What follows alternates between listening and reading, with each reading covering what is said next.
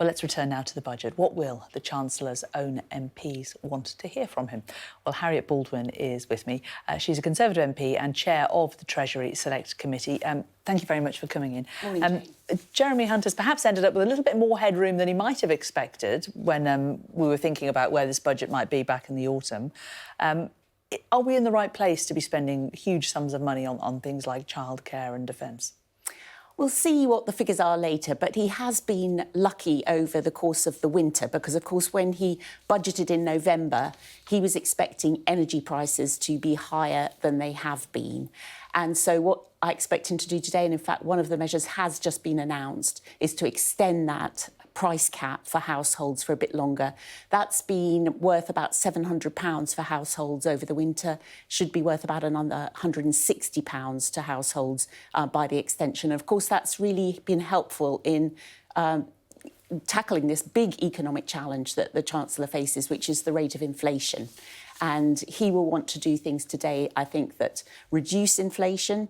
He will want to do things that cut debt overall, and he will want to do things that grow the economy. And there'll be a real focus, I expect, today on growth.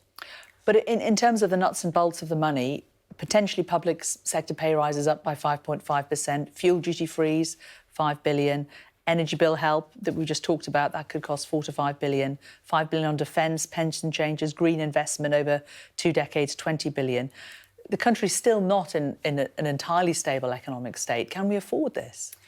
Well, I think what he will do is he will make sure that at the end, when he sits down, the numbers do look better in terms of the outlook than they did before in terms of reducing the debt. That is definitely going to be one of his priorities. But he has had some good fortune. I've mentioned the fact that it was a warmer winter than he was expecting in November. But also he's made some of his good fortune because he stabilised the markets last November. And by stabilising the market, that means that the amount that the government has to pay in interest, that will be quite a bit lower than was expected by the Office for Budget Responsibility when he made his statement in November. So I think he will find that he is able to give some fairly generous measures to the British public while also focusing on that long-term debt level coming down. So those are the things spending money on. One of the things that people may be interested in is pensions. The government is very keen to get people back to work, so we're seeing announcements on childcare and announcements on pensions. For those who don't understand, it is complicated, but if you have a lot of money and you've managed to save a lot in your pension, there's an upper limit. That could be increased, we understand. Some have said, though, that this is really just going to affect those who are really very well off. Is this something that the government should be focusing on?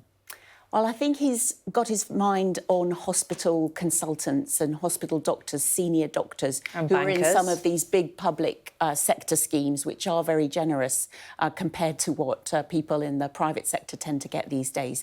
So I think you're absolutely right that he will be looking at work more generally. So, since the pandemic, we have had a recovery in the economy, but there are still not as many people who have returned. There's more economic inactivity than there was before.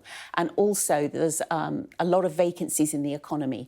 And one of the things that he will be hearing is that people have retired earlier than they would do normally because of these pension limits, particularly in the NHS. And he will want to make sure that the NHS workforce, remains there until later. So I think that's one of the things he will do. But I think there'll also be focus on work. You were covering the childcare offer earlier, and that'll be to help more people return to the workforce after having a child. But counterintuitively, couldn't it also be the case that if you encourage more people to put more money away, then they could also retire early as well because they'll have put more money away and so they'll be able to stop working earlier?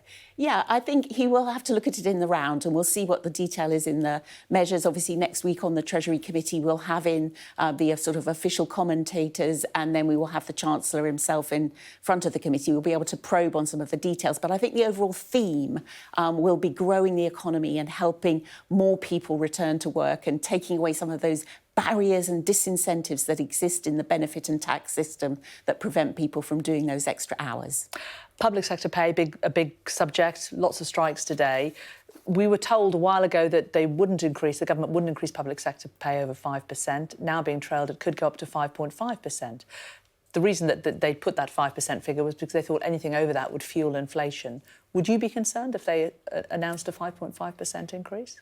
Well, it is the Bank of England's job to keep inflation down, and I hope that we see the inflation rate return to the Bank of England target, because inflation is obviously the worst tax on the whole economy. It's the worst tax, particularly on the very poorest in society. So it's absolutely essential that inflation gets back down to its target level. And I think in that context, the Bank of England would not want to see public sector pay spiralling in line with inflation, because then you get into what's known as a wage price spiral. It gets much harder to get inflation back down again.